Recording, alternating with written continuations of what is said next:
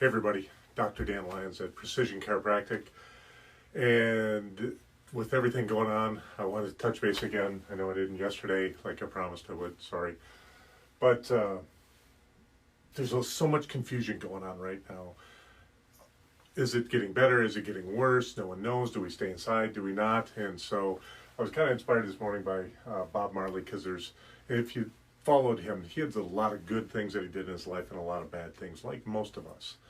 And I love this quote: the greatness of man is not in how much wealth he acquires, but in his integrity and his ability to affect those around him positively. And, you know, it's like he said in his most famous song, every little thing is going to be all right. And it is. It really is. But statistics and the unknown, that fear gets us down. So statistically update, you can see I bolded several things: infected, known infected. And that skews everything, because when you see these numbers, you see the number of people that have died from this. And I never want to make light of that. That is always a tragedy, but it is a fact of life. We all die. It's how we really lived our lives, and that dash in between, that famous poem about, you have a birth date and you have your death.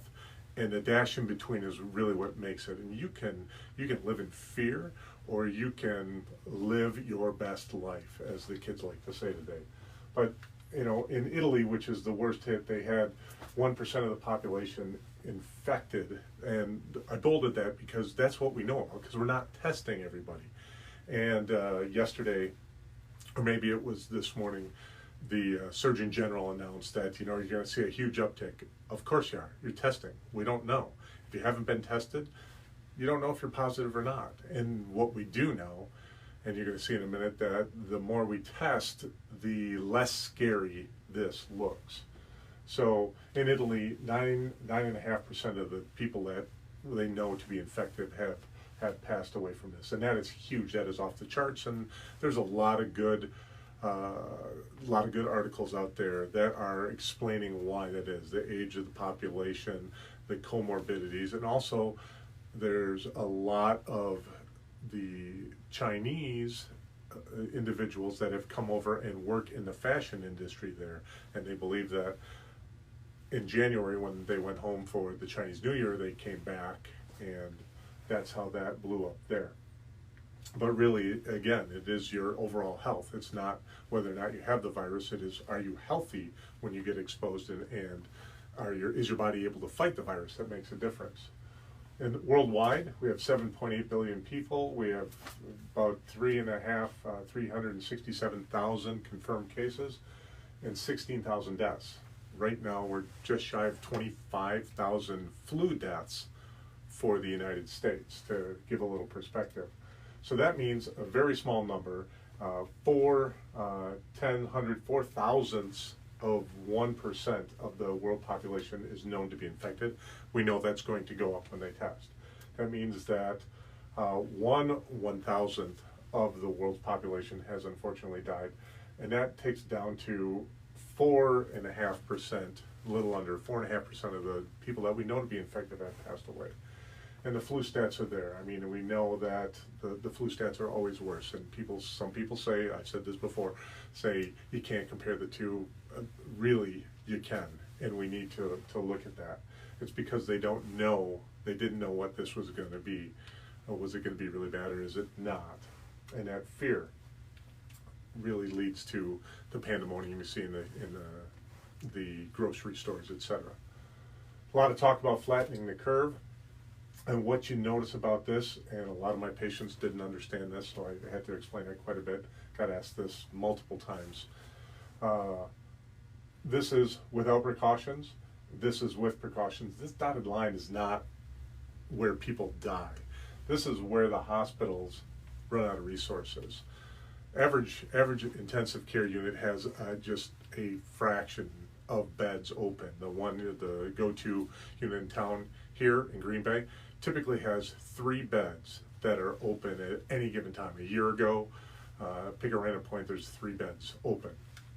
And so if you have a car accident, you have someone with a stroke or a bad heart attack, and then a couple of flu or COVID cases, as it were, then they have to decide who's getting shipped out and who's staying. And that's what they're talking about. They run out of masks, they run out of respirators, and no one wants to be without a respirator when they need one. But it's not going to, just because you get a respirator does not mean you live. So while in theory, staying underneath this will save some lives, it is not a guarantee. What it is a guarantee, and you see the little video where the match steps out of there and stops it. It doesn't stop the transmission. It slows it. If you get a flu shot and the flu shot works for you, and I'm not even going to go into that argument about whether they work or not. Do your own research, make up your own mind. But that's not accurate. It does slow it, but it's going to continue to go. If you get a flu shot, it doesn't mean that the flu germ comes into you and it dies. It means your body's able to fight it off. It's still living on you. It's still living in your lungs. You're still able to spread it, and that's the issue here. What it does do is this is time from the first infection. So it does mean, and I've seen a couple scholarly articles and governmental articles already that said that they're talking as long as 18 months that this could go on, and we don't want social distancing for 18 months. You're going to see suicide rates go up. We're going to talk about the effects of gene regulation in just a minute here with this. So understand that this line is not a safe line by any manner. There's going to be plenty of people that die here as there. Probably more here, but not guaranteed. So this is from Time Magazine. You can see that up there. And so if you're only testing, if you have zero, like we have hardly anybody tested here in the United States.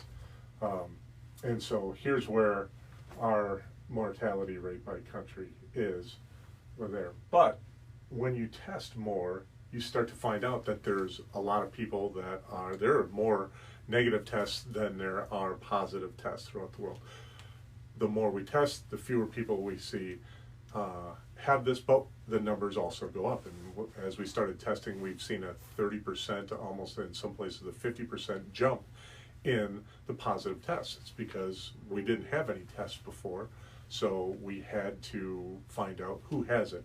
And when we go back to the infected numbers and the mortality rate, the only thing that is a hard and fast number is the percentage of people that have died in a given population of a state or a country, because we know how many people are there and we know how many people are dying. We don't know how many people are infected. So to look at the percentage of the infected that have died is not accurate, because we don't know how many people are infected. But as we test, we can see those numbers drop off. Italy is the one outlier, and we talked a little bit about that. When we talk about the flu, we can see MERS, 34% of people that came in contact with that became infected, passed away. That was horrible. SARS, 10%. Seasonal flu is about 1%. Again, even with seasonal flu, we don't know how many people are infected, because not everybody gets tested, not everybody goes in. So this is definitely, I'm confident saying, as someone that's not afraid of COVID, I don't have the risks that some people do, that it's dangerous, more dangerous than the flu, but it's not spreading like the flu is, and I don't think it'll take anywhere near as many lives.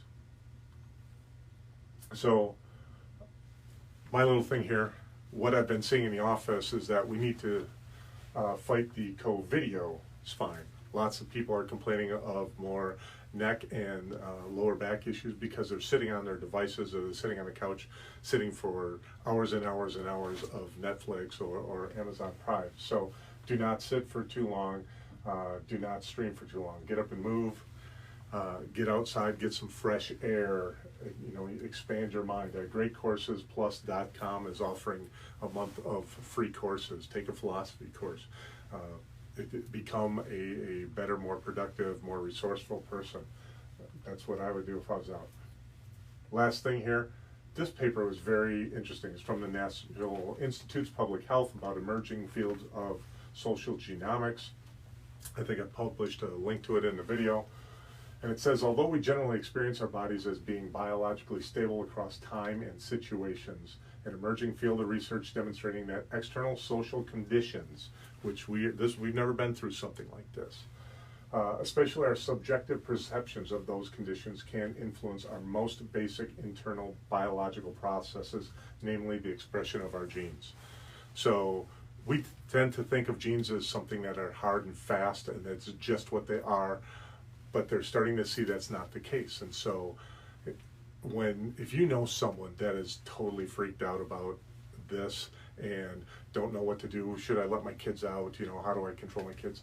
We have to get those people to ease their minds, because they are down-regulating genes. And this is actually probably part of what the placebo effect is, because your belief, your perception of what something is going to change which genes are functioning and creating proteins and which ones aren't. And if a gene is supposed to be creating a protein and it doesn't, you are going to have a problem. And if a gene should not be creating a protein and it is, you are going to have a problem. How severe? We don't know that yet. But this is very, very important. This is why having a positive state of mind, being upbeat, listening to some great music, go put some Bob Marley on and let him tell you that everything's going to be all right all day long. Get outside, get away from a device, just be and exist. Get some deep breathing in. Deep breathing at a cycle of about 11 seconds per breath. So if you inhale,